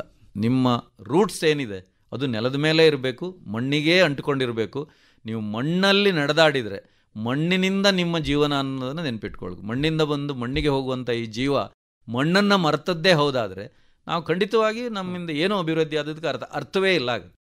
ಸೋಮೇಜಿಯವರೇ, ನಾವು ಈ ಹೊತ್ತಲ್ಲಿ ಸರ್ಕಾರದ ಮೇಲೆ ಎಷ್ಟು ಅವಲಂಬನ ಇಟ್ಕೊಳ್ಬೇಕು, ಎಷ್ಟು ಭರವಸೆ ಇಟ್ಕೊಳ್ಬೇಕು? ಯಾಕಂದರೆ ಕಳೆದ 4 ವರ್ಷಗಳಿಂದ ಕರ್ನಾಟಕದ ಯಾವ ಸರ್ಕಾರಿ ಶಾಲೆಗಳಿಗೂ ಆಟೋಟ ಪರಿಕರಗಳು ಸಿಗಲಿಲ್ಲ ಅಂತೆ. ಕಳೆದ 8 ವರ್ಷಗಳಿಂದ ಹೆಚ್ಚಿನ ಎಲ್ಲ ಶಾಲೆಗಳಿಗೆ ಅಧ್ಯಾಪಕರ ನೇಮಕವೇ ಆಗಲಿಲ್ಲ. ಇಂಥ ಹೊತ್ತಲ್ಲಿ ನಾವು ಮಕ್ಕಳನ್ನ ಗಮನದಲ್ಲಿಟ್ಟುಕೊಂಡು, ಸರಿ ಇನ್ನೊಬ್ಬರಿಗೆ ಜವಾಬ್ದಾರಿ ಹೇಳೋದು ಬೇಡ, ನಮ್ಮ ಜವಾಬ್ದಾರಿ ನೋಡುವ. ಕನಿಷ್ಠ ಆ ಹಳ್ಳಿಯಲ್ಲಿ ಅಧ್ಯಾಪಕರು ಮತ್ತು ಪಾಲಕರು ನಮ್ಮ ಶಾಲೆಯಲ್ಲಿ ಮಕ್ಕಳು ಕಳ್ಕೊಂಡಿರುವಂತಹ ಗುರಿ, ಶಿಕ್ಷಣದ ಗುರಿ ಮತ್ತು ಶಿಕ್ಷಣದ ಮೇಲೆ ಇರಬೇಕಾದಂತಹ ನಮ್ಮ ಅಟೆನ್ಷನ್, ಫೋಕಸ್, ಇದನ್ನ ನಾವು ಪುನಃ ಹುಟ್ಟಿಸಬೇಕಾಗಿದೆ. ಈ ಹೊತ್ತಲ್ಲಿ ಆ ಊರಿನ ಅಧ್ಯಾಪಕರು ತಮ್ಮ ಶಾಲೆಯ ಬೆಟರ್ಮೆಂಟ್ ಕಮಿಟಿಯನ್ನ ವಿಶ್ವಾಸಕ್ಕೆ ತೆಗೆದುಕೊಂಡು, ನಮ್ಮ ಶಾಲೆಗೆ ನಾವು ಇಂತಿಂಥವ್ರನ್ನ ಪ್ರತಿದಿನ ಅಥವಾ ವಾರಕ್ಕೊಮ್ಮೆ ನಮ್ಮ ಊರಿನಲ್ಲಿ ಶೈಕ್ಷಣಿಕವಾಗಿ ಅತ್ಯಂತ ಒಳ್ಳೆಯ ಸಾಧನೆ ಮಾಡಿದ, ಈಗಲೂ ಉನ್ನತ ವಿದ್ಯಾರ್ಥಿ ಆಗಿರೋರೋ ಅಥವಾ ಉದ್ಯೋಗಿಗಳು, ಅವ್ರನ್ನ ಕರೆಸೋದು. ಮಕ್ಕಳಿಗೆ ಈ ಒಂದು ವಿಶ್ವಾಸನ ತುಂಬುವಂತಹ ಒಂದು ಮಾದರಿಯನ್ನ, ಆದರ್ಶನ ತೋರಿಸುವಂತಹ ಕೆಲಸ ಕೆಲವೊಮ್ಮೆ 10 ಪುಸ್ತಕಗಳಿಗಿಂತ ಜಾಸ್ತಿಯಾದಂತಹ ಒಂದು ಪ್ರಯೋಜನಕ್ಕೆ ಬರ್ತದೆ. ಖಂಡಿತವಾಗಿ ಹಳ್ಳಿಯಲ್ಲಿಯೂ ಅಂತಹ ಉನ್ನತ ಸಾಧನೆ ಮಾಡಿದಂತಹ ವಿದ್ಯಾರ್ಥಿಗಳಿದ್ದಾರೆ, ಯುವ ಜನರಿದ್ದಾರೆ, ಈಗ ಮಧ್ಯ ವಯಸ್ಸಲ್ಲಿರುವಂತಹ ಜನರಿದ್ದಾರೆ. ಅವರನ್ನ ಶಾಲೆಯತ್ತ ಬರುವ ಹಾಗೆ ಮಾಡಲಿಕ್ಕೆ ಏನ್ ಮಾಡಬಹುದು? ನಾನು ಅಂದುಕೊಂಡ ಹಾಗೆ ಇದು ಅತ್ಯಂತ ಒಳ್ಳೆಯ ಪರಿಣಾಮವನ್ನು ಬೀರ್ಬೋದು ಅಂತ ಕಾಣಿಸುತ್ತೆ. ಖಂಡಿತ ನೀವು ಹೇಳಿರುವಂಥ ವಿಚಾರ ಇದೆಯಲ್ಲ, ಇದ್ರ ಬಗ್ಗೆ 2 ಮಾತಿಲ್ಲ. ನಿಜವಾಗಿ ನೀವು ಹೇಳಿದ 2 ಮಾತಿಗೆ ನಾನು ಬರ್ತೇನೆ. ಒಂದನೇದಾಗಿ ನೋಡಿ, ಮಕ್ಕಳ ಪ್ರತಿಭೆ ಅಥವಾ ಮಕ್ಕಳ ಒಂದು ಮಾನಸಿಕವಾದಂಥ ಬೆಳವಣಿಗೆಗೆ ಅವರ ದೈಹಿಕ ಚಟುವಟಿಕೆಗಳು ಅಷ್ಟೇ ಮುಖ್ಯ. ಆಟೋಟ ವಿಚಾರಗಳೇನಿದೆ ಇವತ್ತದು ಇಲ್ಲ ಅನ್ನೋ ಮಟ್ಟಕ್ಕೆ ಬಂದು ಹೋಗಿದೆ. ಒಂದು ಪ್ರತಿಭಾ ಕಾರಂಜಿ ಅಂತ ಮಾಡ್ತಾರೆ, ಅದನ್ನು ಹೇಳಿದರೆ ನನಗೆ ನಾಚಿಕೆ ಆಗುತ್ತೆ. ಅಂಥ ಪರಿಸ್ಥಿತಿ. ಒಂದು 6 ರೂಪಾಯೋ 8 ರೂಪಾಯಿದೋ ಒಂದು ಸರ್ಟಿಫಿಕೇಟ್ ಕೊಡ್ತಾರೆ ಗೌರ್ಮೆಂಟ್ ವತಿಯಿಂದ ಪ್ರತಿಭಾ ಕಾರಂಜಿಯಲ್ಲಿ ಗೆದ್ದವರಿಗೆ. ಆ ಪರಿಸ್ಥಿತಿ ಇವತ್ತು ಬಂದಿದೆ. ಒಂದು, ಅಧ್ಯಾಪಕರು 2015 ಈಚೆಗೆ ರಿಟೈರ್ಡ್ ಆದವರಾಗಲಿ ಯಾರನ್ನೂ ಅಪಾಯಿಂಟ್ಮೆಂಟ್ ಮಾಡ್ತಾಯಿಲ್ಲ. 2015 ಅಂದರೆ ಇವತ್ತು 9ನೇ ವರ್ಷ ಆಯಿತು, ಯಾವುದೇ ಅಪಾಯಿಂಟ್ಮೆಂಟ್ ಇಲ್ಲ. ಅಧ್ಯಾಪಕರುಗಳನ್ನು ಅಪಾಯಿಂಟ್ ಮಾಡ್ತಾಯಿಲ್ಲ. ಖಾಲಿ ಸ್ಥಳಗಳಿಗೆ ಗೌರವ ಅಧ್ಯಾಪಕರನ್ನ ಇಟ್ಕೊಂಡು ಶಾಲೆ ನಡೆಸ್ತಾ ಇದ್ದಾರೆ. 6,000, 5,000, 10,000, 8,000 ಗೌರವಧನವನ್ನು ಕೊಟ್ಕೊಂಡು, ಆ ಗೌರವಧನ ಅಂತ ಹೇಳೋಕ್ಕೆ ನಾಚಿಕೆ ಆಗುತ್ತೆ. ಅಂಥ ಟೀಚರ್ಸ್ನ ಇಟ್ಕೊಂಡು ಕ್ವಾಲಿಫೈಡ್ ಇದ್ದಾರೆ ಕೆಲವರು, ಕೆಲವರು ಒಳ್ಳೆಯ ಕೆಲಸ ಮಾಡ್ತಾರೆ, ಆದರೆ ಅವ್ರಿಗೆ ಕೂಡ ಗೌರವಧನ ಏನೇನು ಸಾಲದು, ಅವ್ರನ್ನ ಇಟ್ಕೊಂಡು ಕೆಲಸ ಮಾಡ್ತಾ ಇದೆ ಎಷ್ಟೋ ಶಾಲೆಗಳು. ಇನ್ನು ನೀವು ಹೇಳಿದಂಥ ಒಂದು ಏನು ಊರಿನ ಪದ್ಧತಿ ಅಥವಾ ಒಂದು ಊರಿನ ಬೆಟರ್ಮೆಂಟ್ ಕಮಿಟಿ ಅಂತ ಹೇಳ್ತೀರಲ್ಲ, ಅದು ಬಹಳ ಸಕ್ಸಸ್ ಆಗುವಂಥದ್ದು. ಅದಕ್ಕೆ ಸರ್ಕಾರದ ಸಹಾಯನೂ ಬೇಕು. ನಾನು ಯಾವುದೇ ಕಾರಣಕ್ಕಾಗಿ ಶಾಲೆಗಳನ್ನು ಸಂಪೂರ್ಣವಾಗಿ ಊರಿನವರಿಗೆ ಬಿಟ್ಕೊಡಿ ಅನ್ನೋ ಮಾತನ್ನು ನಾನು ಒಪ್ಪುದಿಲ್ಲ. ಯಾಕಂದರೆ ವಿದ್ಯೆ ಅನ್ನೋದು ನಮ್ಮ ಮೂಲಭೂತ ಹಕ್ಕು, ಅದೊಂದೀಗ ಕಾನೂನು ಕೂಡ ಆಗಿರೋದ್ರಿಂದ ಸರ್ಕಾರಕ್ಕೆ ಬಹುದೊಡ್ಡ ಜವಾಬ್ದಾರಿ ಇದೆ. ಸರ್ಕಾರ ಸಂಪೂರ್ಣವಾದ ಜವಾಬ್ದಾರಿಯನ್ನು ಹೊತ್ಕೋಬೇಕು. ಅಂದರೆ ಅವರು ಕಾಲಕಾಲಕ್ಕೆ ಎಲ್ಲ ಶಾಲೆಗಳಿಗೂ ಬೇಕಾದಂಥ ಸಾಧ್ಯವಾದಷ್ಟು ಸಹಾಯವನ್ನು ಅವ್ರು ಮಾಡಲೇಬೇಕು. ಇವತ್ತು ಸರ್ಕಾರ ಕೈ ಚಾಚಿ ಕೂತ್ಕೊಳ್ಬಾರ್ದು. ಯಾಕಂತ ಹೇಳಿದರೆ ಮುಂದಿನ ಪೀಳಿಗೆ ಅವರು ಈಗ 18 ವರ್ಷ ಆದಮೇಲೆ ಇವರೆಲ್ಲ ಓಟ್ ಹಾಕುವವರು ಇವರೇ ತಾನೆ, ಪ್ರಜಾಪ್ರಭುತ್ವದ ಪ್ರಜೆಗಳು ಇವ್ರು ತಾನೆ. ಇವರನ್ನು ನಾವು ತಯಾರು ಮಾಡದೆ ಹೋದರೆ ಇವರು ಎಂಥ ಪ್ರಜೆಗಳಾಗ್ತಾರೆ? ಇದು ಬಹಳ ಮುಖ್ಯ. ಆದ್ದರಿಂದ ಊರಿನ ಜನ ಮಾಡ್ಬೋದಾದ ಒಂದು ದೊಡ್ಡ ಕೆಲಸ ಅಂತ ಹೇಳಿದ್ರೆ, ನೀವು ಹೇಳಿದಾಗೆ ಪ್ರತಿಭಾವಂತರನ್ನ ಕರೆದು, ಅಂದರೆ ಅಲ್ಲಿ ಅಧ್ಯಾಪಕರಿಗೆ ಆ ದೊಡ್ಡ ಗುಣ ಬೇಕು. ಎಷ್ಟೋ ಜನ ಅಧ್ಯಾಪಕರಿಗೆ ಏನಾಗುತ್ತೆ ಅಂದರೆ, ಈಗ ಉದಾಹರಣೆಗೆ ನಾನೊಬ್ಬ ಇಂಗ್ಲೀಷ್ ಟೀಚರ್ ಅಂತ ಇಟ್ಕೊಳ್ಳಿ, ಆ ಶಾಲೆಯಲ್ಲಿ ಇನ್ನೊಬ್ಬ ಇಂಗ್ಲೀಷ್ ಟೀಚರ್ನ ಕರೆದು ಪಾಠ ಮಾಡಬೇಕಂದ್ರೆ ನನಗೊಂಥರ ಮುಜುಗರ. ಎಲ್ಲಾದ್ರೂ ಅವ್ನು ನನ್ಗಿಂತ ಚೆನ್ನಾಗಿ ಮಾಡಿದರೆ ಮಕ್ಕಳಿಗೆ ನನ್ನ ಮೇಲೆ ಏನಾಗುತ್ತೆ, ಅವ್ನು ಇಂಗ್ಲೀಷ್ ಮಾಡೋರು ಯಾರು ಬರೋದೇ ಬೇಡ ಅಂತಾರೆ ಅವರು. ಹೀಗೆಲ್ಲ ಉಂಟು. ಮ್ಯಾಥ್ಸ್ ಮಾಡೋರು ಹೇಳ್ತಾರೆ ನನಗೆ. ನಾನು ಹೇಳೋದು, ಆ ಅಧ್ಯಾಪಕರಲ್ಲಿ ದೊಡ್ಡ ಗುಣ ಬೇಕು. ನಮ್ಮಲ್ಲಿ ಎಷ್ಟು ಹೊಸ ಪ್ರತಿಭೆಗಳು ಬರ್ತವೆ ಅಥವಾ ಹೊಸ ವ್ಯಕ್ತಿಗಳು ಬರ್ತಾರೆ, ಅದು ಬೇಕಾದ್ರೆ ಹಳೆ ವಿದ್ಯಾರ್ಥಿಗಳು ಇರ್ಬೋದು, ಸಮಾಜದಲ್ಲಿರೋ ಇನ್ಯಾರೇ ಇರ್ಬೋದು, ಅವ್ರನ್ನ ಕರೆಸಿ ನಾವು ಇಂಟ್ರ್ಯಾಕ್ಟ್ ಮಾಡಿಸಿದ್ರೆ ಮಕ್ಕಳಿಗೆ ತುಂಬ ಪ್ರಯೋಜನ ಆಗುತ್ತೆ. ಇದನ್ನು ನಾವು ಪ್ರಾಕ್ಟಿಕಲ್ ಆಗಿ ನಮ್ಮ 2 ಶಾಲೆಗಳಲ್ಲೂ ಮಾಡ್ತಾ ಇದ್ದೇವೆ. ತುಂಬ ಪ್ರಯೋಜನ ಆಗ್ತಾಯಿದೆ. ಈಗ ಕೆಲವು ಶಾಲೆಗಳು ಏನು ಮಾಡಿದ್ದಾರೆ ಅಂದರೆ, ವಾರ್ಷಿಕೋತ್ಸವ ದಿವಸ ಒಬ್ಬ ಹಳೆ ವಿದ್ಯಾರ್ಥಿಯನ್ನು ಸ್ಟೇಜ್ ಮೇಲೆ ಕೂಡಿಸುವಂಥ ಒಂದು ಏನದು ತೋರಿಕೆಯ ಒಂದು ಆಟ, ಪ್ರತಿ ವರ್ಷ ಒಂದು, it is just A formality ಅಂತೀವಲ್ಲ. ಅಂದರೆ ಏನು, ಅವನು ಬರಬೇಕು, ನಾವು ಹಳೆ ವಿದ್ಯಾರ್ಥಿಯನ್ನು ಸನ್ಮಾನ ಮಾಡಿದ್ದೇವೆ ಅಂತ. ಅದಲ್ಲ, ನಮ್ಮಲ್ಲಿ ಸಾಕಷ್ಟು ಜನ ಹಳೆ ವಿದ್ಯಾರ್ಥಿಗಳು ಆ ಶಾಲೆಯ ಹೆಸರು ಹೇಳ್ಕೊಳ್ಳೋದಿದ್ರು ಕೂಡ ನಮ್ಮ ಶಾಲೆಯಲ್ಲಿ ಓದಿದ್ದಾರೆ ಅನ್ನುವಂಥ ಗೌರವ ಇರೋದ್ರಿಂದ ಅವರು ಇವತ್ತು ದೊಡ್ಡ ದೊಡ್ಡ ವ್ಯಕ್ತಿಗಳಾಗಿದ್ದಾರೆ. ಅಂಥವ್ರನ್ನ ಕರೆಸಿ ನಾವು ಖಂಡಿತ ಶಾಲೆಯಲ್ಲಿ ಇಂಟ್ರ್ಯಾಕ್ಟ್ ಮಾಡಿಸ್ಬೋದು.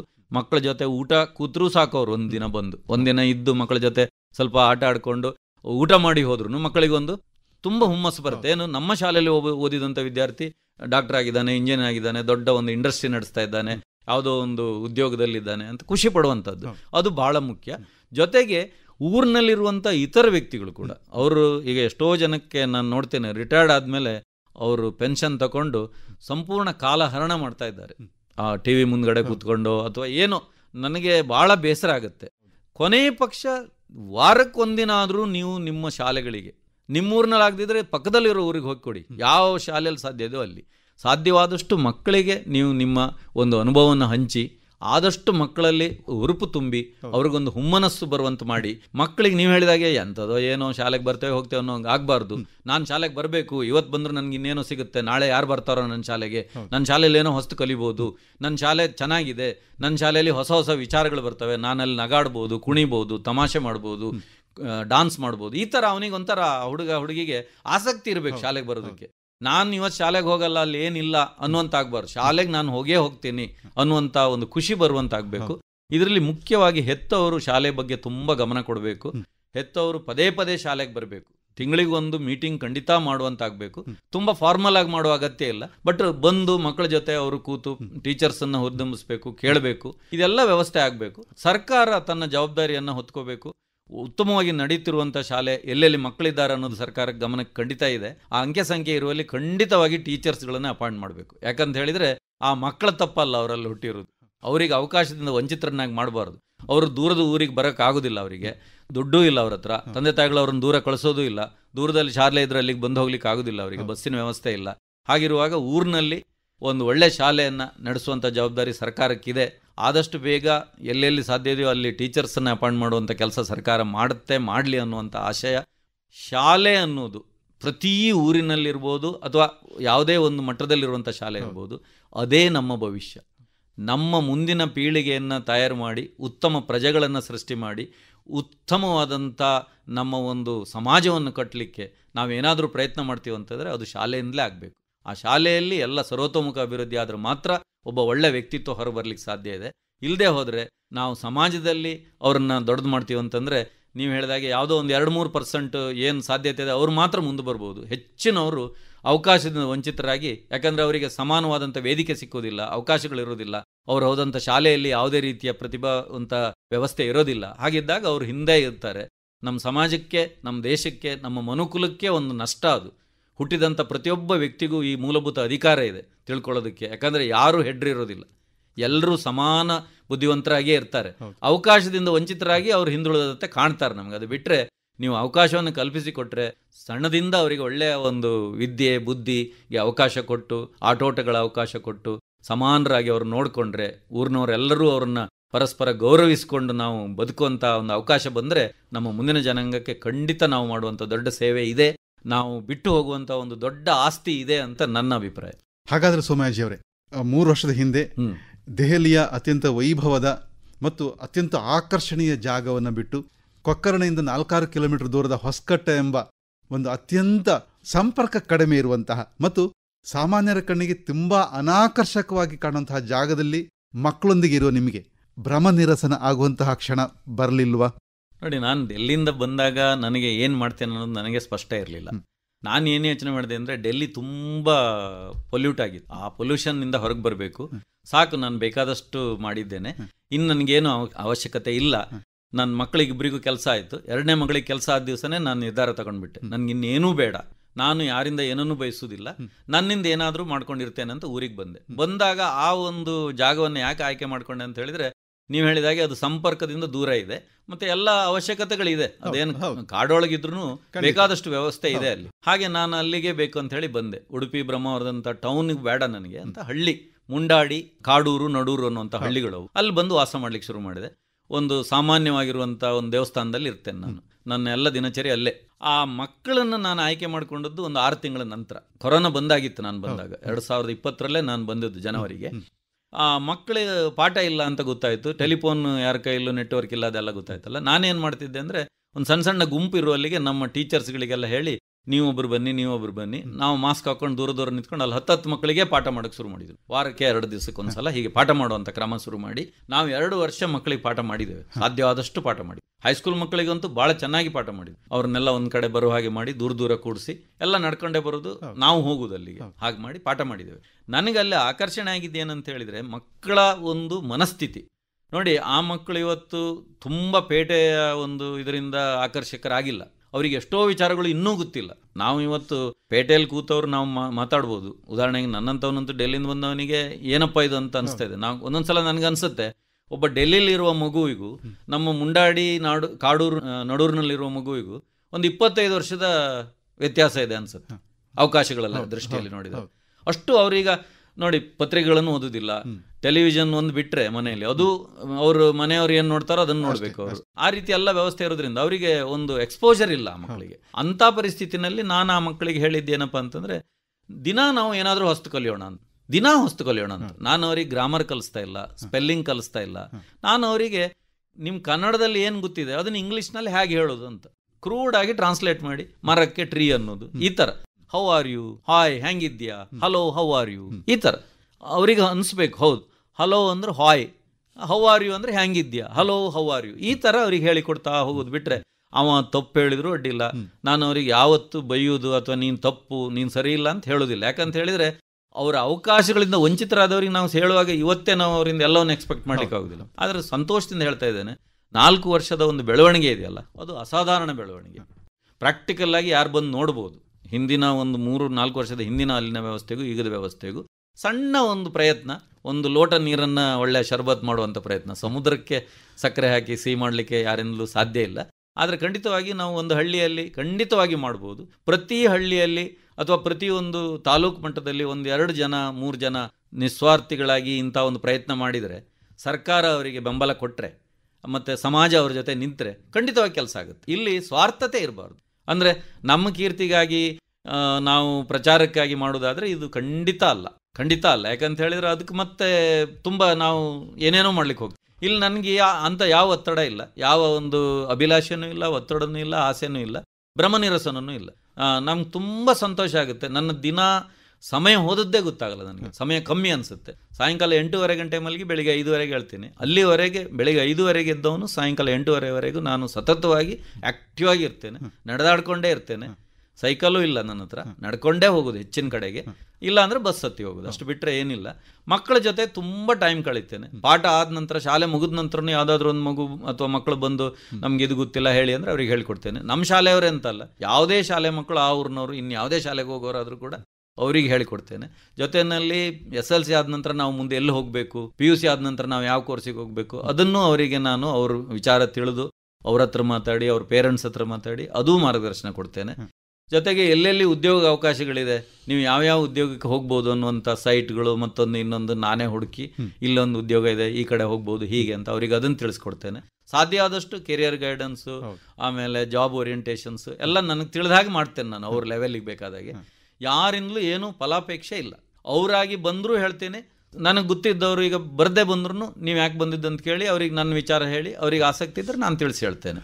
ಇಂಥ ಒಂದು ವ್ಯವಸ್ಥೆ ಮಾಡ್ಕೊಂಡು ಈಗ ಒಂದು 4ನೇ ವರ್ಷ, ಈಗ 2020 ಜನವರಿ 8ರಿಂದ ಶುರು ಮಾಡಿದ್ದೇನೆ.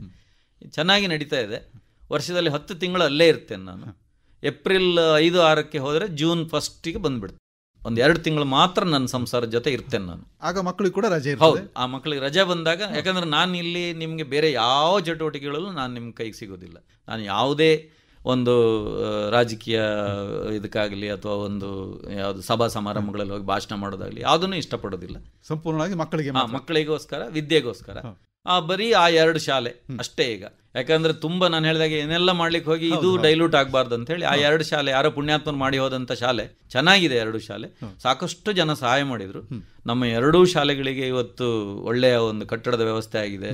ಕುಳಿತುಕೊಳ್ಳಿಕ್ಕೆ ಮಕ್ಕಳಿಗೆ ಫರ್ನಿಚರ್ಸ್ ಆಗಿದೆ, ಪುಸ್ತಕಗಳು, ಯೂನಿಫಾರ್ಮು, ಊಟದ ವ್ಯವಸ್ಥೆ. 2 ಶಾಲೆಯಲ್ಲಿ ತರಕಾರಿ ತೋಟ ಮಾಡಿದ್ದೇವೆ. ಮಕ್ಕಳಿಗೆ ಮಧ್ಯಾಹ್ನ ಬಿಸಿ ಊಟಕ್ಕೆ ಒಳ್ಳೆ ತರಕಾರಿ ಊಟ. ಈಗ ಅವ್ರಿಗೆ ಬೇಕಾದಂತೆ ಅವ್ರು ಊಟ ಮಾಡ್ಬೋದು. ಅವರೇ ಬೆಳೆಯೋದು ತರಕಾರಿ. ಹೆಚ್ಚಾದ ತರಕಾರಿನ ಮನೆಗೆ ತಗೊಂಡು ಹೋಗ್ತಾರೆ. ಆ ಗೊಬ್ಬರ ಹಾಕಿ ತರಕಾರಿ ಬೆಳೀತೇವೆ 2 ಶಾಲೆಯಲ್ಲಿ. ಎಲ್ಲ ವ್ಯವಸ್ಥೆ ಆಗಿದೆ ದೇವರ ದಯದಿಂದ. ತುಂಬ ಸಹಕಾರ ಇದೆ ಊರಿನವರದ್ದು, ಮತ್ತು ಆ ಶಾಲೆಯಲ್ಲಿ ಓದಿ ಹೋದವರದ್ದು ಸಹಕಾರ ಇದೆ. ಕೆಲವು ದಾನಿಗಳು ಒಳ್ಳೆ ಸಹಾಯ ಮಾಡ್ತಾ ಇದ್ದಾರೆ. 2 ಬಸ್ಸುಗಳನ್ನು ತಂದಿದ್ದೇವೆ ಶಾಲೆಗೆ. ಆ ಬಸ್ಸುಗಳ ಮೂಲಕ ದೂರದ ಮಕ್ಕಳು ಕೂಡ ಬರಲಿಕ್ಕೆ ಅವಕಾಶ ಆಗಿದೆ. 25 ಮಕ್ಕಳಿಗಾಗುವಂಥ ಹಾಸ್ಟೆಲ್ ಇದೆ ಹುಡುಗರಿಗೆ, ಅದು ಚೆನ್ನಾಗಿ ನಡೀತಾ ಇದೆ. ಎಲ್ಲ ವ್ಯವಸ್ಥೆ ಇದೆ. ಮತ್ತು ತುಂಬಿದ ಒಂದು ಗುಣ ಆ ಊರಿನವರಲ್ಲಿ ಏನಿದೆ ಅಂತ ಹೇಳಿದರೆ, ನನ್ನನ್ನು ತುಂಬ ಹಚ್ಕೊಂಡಿದ್ದಾರೆ. ತುಂಬ ಅಂದರೆ ಅಷ್ಟು ತುಂಬ ನನ್ನಲ್ಲಿ ಎಲ್ಲವನ್ನೂ ಹಂಚ್ಕೊಳ್ತಾರೆ. ನನಗೆ ಸಂಪೂರ್ಣ ಗೌರವ, ಜೊತೆಗೆ ನನ್ನ ಬಗ್ಗೆ ತುಂಬ ಕನ್ಸರ್ನ್ ಇದೆ ಅವರಿಗೆ. ನೀವು ಇಲ್ಲಿ ಈ ಥರ ಬಂದು, ಫಸ್ಟಿಗೆ ನನ್ನನ್ನು ಅವರು ನಂಬಲಿಲ್ಲ. ಫಸ್ಟ್ ಬಂದಾಗ ಯಾರೂ ಸ್ವಲ್ಪ ಸಂಶಯ ಪಟ್ಟರು, ಯಾಕೋ ಬಂದಿದ್ದಾರೆ ಏನೋ, ಅಥವಾ ಏನಾದರೂ ಟೆನ್ಷನ್ ಏನೋ, ಅಥವಾ ಗಲಾಟೆ ಮಾಡ್ಕೊಂಡು ಬಂದಿರ್ಬೋದು, ಅಥವಾ ಏನೋ ಲಾಭಕ್ಕೆ ಬಂದಿರ್ಬೋದು. ಹೀಗೆ ಹಲವಾರು ಸಾಮಾನ್ಯ ಚಿಂತನೆಗಳಿದ್ದು. ಈಗ 4 ವರ್ಷ ಕಳೆದ್ರಿಂದ ನಾನು ಅವರಲ್ಲಿ ಒಬ್ಬನಾಗಿದ್ದೇನೆ. ಈಗ ಅವ್ರಿಗೆ ನಾನು ಅವ್ರ ಜೊತೆ ಇದ್ದೆ ಅನ್ನೋದೇ ಗೊತ್ತಾಗೋದಿಲ್ಲ, ಅಷ್ಟು ನನ್ನನ್ನು ಹೊಂದ್ಕೊಂಡಿದ್ದಾರೆ. ನಾನು ಸಾರ್ವಜನಿಕ ಸಮಾರಂಭಗಳೆಲ್ಲ ಅವ್ರ ಜೊತೆ ಭಾಗವಹಿಸ್ತೇನೆ. ಪ್ರತಿಯೊಬ್ಬರು ಮನೆಯ ಕಾರ್ಯಕ್ರಮಗಳಿಗೆ ಹೋಗೋದಿಲ್ಲ, ಸಾರ್ವಜನಿಕವಾದಂಥ ದೇವಸ್ಥಾನದ್ದು ಊರಿನದ್ದು ಸಮಾರಂಭ ಇದ್ದರೆ ಅದರಲ್ಲಿ ಭಾಗವಹಿಸ್ತೇನೆ. ಶಾಲೆಯ ಎಲ್ಲ ಕಾರ್ಯಕ್ರಮಗಳಲ್ಲಿ ಅವ್ರ ಜೊತೆಯಲ್ಲಿ ಸಕ್ರಿಯವಾಗಿ ಭಾಗವಹಿಸ್ತೇನೆ. ಹಾಗಾಗಿ ಎಲ್ಲ ಹೆತ್ತವರ, ಊರವರ, ಸಮಾಜದ ಒಳ್ಳೆಯ ಸಹಕಾರ ಇದೆ. ಜೊತೆಗೆ ನನ್ನ ಎಷ್ಟೋ ಮಂದಿ ಕ್ಲಾಸ್ಮೇಟ್ಗಳು, ನನ್ನ ಜೊತೆ ಓದಿದವರು, ಅವರಿಗೆಲ್ಲ ಆಶ್ಚರ್ಯ, ಅವರು ತುಂಬ ಸಹಾಯ ಮಾಡ್ತಾ ಇದ್ದಾರೆ. ಹೌದು, ನನ್ನ ಅಧ್ಯಾಪಕರುಗಳು ಎಷ್ಟೋ ಜನ ಸಹಾಯ ಮಾಡ್ತಾ ಇದ್ದಾರೆ. ಹಾಗೆ ಅದೆಲ್ಲ ಒಳ್ಳೆ ಸಹಾಯ ಬರ್ತಾ ಇದೆ ಶಾಲೆಗೆ. ಸರಿ ಸೋಮಯಾಜಿಯವರೇ, ನಮ್ಮ ಊರಿಗೆ ಅಥವಾ ನಮ್ಮೂರಿನ ಎಲ್ಲ ಊರುಗಳಿಗೆ ಒಂದು ಆದರ್ಶವನ್ನು ಪರಿಚಯಿಸಿದ್ದೀರಿ. ಈ ಆದರ್ಶವನ್ನು ಪ್ರತಿ ಪಾಲಕ, ಪ್ರತಿ ಅಧ್ಯಾಪಕ, ಪ್ರತಿ ವಿದ್ಯಾವಂತ, ಪ್ರತಿ ಶಾಲೆ ಅನುಸರಿಸಿಕೊಂಡು ನಮ್ಮ ದಕ್ಷಿಣ ಕನ್ನಡದಲ್ಲಿ ಒಂದು ಶೈಕ್ಷಣಿಕವಾಗಿ ಹೊಸ ಕ್ರಾಂತಿಯನ್ನು ನಾವು ಆರಂಭಿಸಬಹುದು. ಅದಕ್ಕೆ ಬೀಜಾಂಕುರ ಮಾಡಿದಿರಿ. ಧನ್ಯವಾದಗಳು. ನಮಸ್ಕಾರ. ನಮಸ್ಕಾರ. ಇದುವರೆಗೆ ದಾರಿದೀಪ ಕಾರ್ಯಕ್ರಮದಲ್ಲಿ ವಿದ್ಯಾರ್ಥಿಗಳಲ್ಲಿ ಉದ್ದೇಶ ಮತ್ತು ಏಕಾಗ್ರತೆ ಈ ಕುರಿತು ನಿವೃತ್ತ ಪ್ರಾಧ್ಯಾಪಕ ಸಖಾರಾಮ ಸೋಮಯಾಜಿ ಉಪ್ಪೂರು ಅವರೊಡನೆ ನಡೆಸಿದ ಸಂದರ್ಶನವನ್ನ ಕೇಳಿದಿರಿ. ಕೆಳಗರೆ, ಇದು ಇಂದಿನ ಯುವವಾಣಿ ದಾರಿದೀಪ ಕಾರ್ಯಕ್ರಮ. ಮುಂದಿನ ಕಾರ್ಯಕ್ರಮದಲ್ಲಿ ಭೇಟಿಯಾಗೋಣ. ನಮಸ್ಕಾರ.